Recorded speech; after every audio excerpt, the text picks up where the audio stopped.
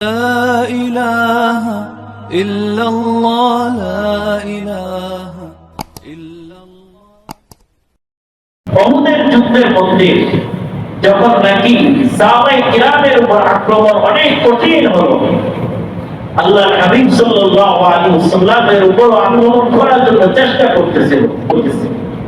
এদিকে আল্লাহর হাবিবের উপর আক্রমণ আসতেছে, অনেক বেশি আক্রমণ আসতেছিল। তখন হযরত তালহা রাদিয়াল্লাহু তাআলা আনহু তিনি রাসূলুল্লাহ সাল্লাল্লাহু আলাইহি ওয়াসাল্লামকে কাফেরদের আক্রমণ থেকে হেফাজত করার জন্য নিজের পুরা শরীরটা ঢাল বানায় দিয়েছেন। জোরে বলেন সুবহানাল্লাহ।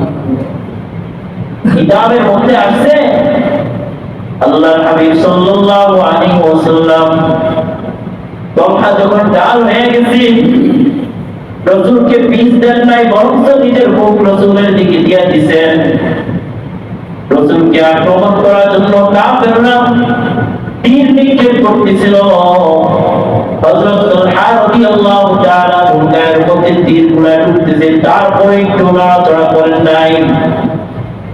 কিতাবের মধ্যে আছে আল্লাহর হাবিব সাল্লাল্লাহু আলাইহি ওয়াসাল্লাম যুদ্ধের অবস্থা দেখার জন্য মাথা উঠানোর জন্য চেষ্টা করতেছিলেন। তালহা রাদিয়াল্লাহু তাআলা ডাক দিয়ে বলেন, ইয়া রাসূলুল্লাহ, ইয়া হাবিবাল্লাহ, আপনার মাথা উঠানোর দরকার নাই, আমি অবস্থা দেখে আমি আপনাকে জানাচ্ছি। বুখারী শরীফের মধ্যে আছে হযরত কায়েস ইবনে হাযিম রাদিয়াল্লাহু তাআলা থেকে বর্ণিত, তিনি বলেন, রাআইতু ইয়াদা তালহাতাল্লাতী ওয়াকা বিহা নবী সাল্লাল্লাহু আলাইহি ওয়াসাল্লাম ক্বাদ শাল্লাত। তিনি বলেন হযরত তালহা রাদিয়াল্লাহু তাআলা হতে হাত দ্বারা আল্লাহর হাবিব সাল্লাল্লাহু আলাইহি ওয়াসাল্লামকে আক্রমণ থেকে বাঁচিয়েছিলেন। তালহা রাদিয়াল্লাহু তাআলা ওই হাতটা অবশ অবস্থায় আমরা দেখেছি। হাত দ্বারা আঘাতগুলো প্রতিহত করেছেন, নিজের পিঠ দ্বারা আঘাতগুলো প্রতিহত করেছেন।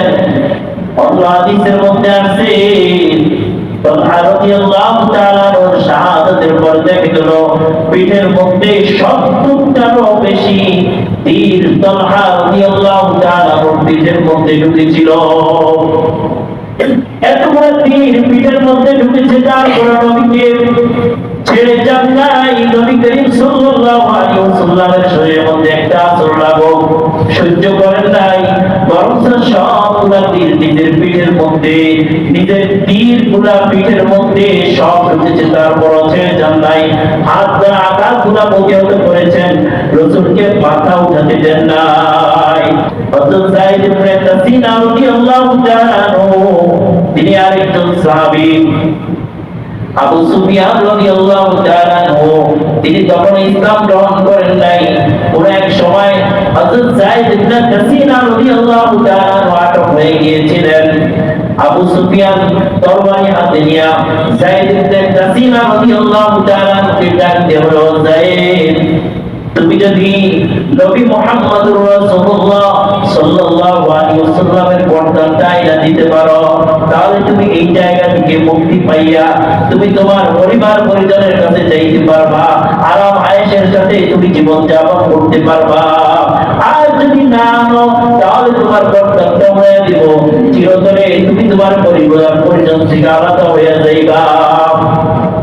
যায়েদ ইবনে তাসিনা রাদিয়াল্লাহু তাআলা আনহু ডাকতে বলে, আবু সুফিয়ান, নবী করিম সাল্লাল্লাহু আলাইহি ওয়াসাল্লামের শরীরের মধ্যে একটা কাঁটা বেঁধে এটাও আমি সহ্য করতে পারবো না, আমার জীবনের বিনিময়ে ওটাও আমি প্রতিহত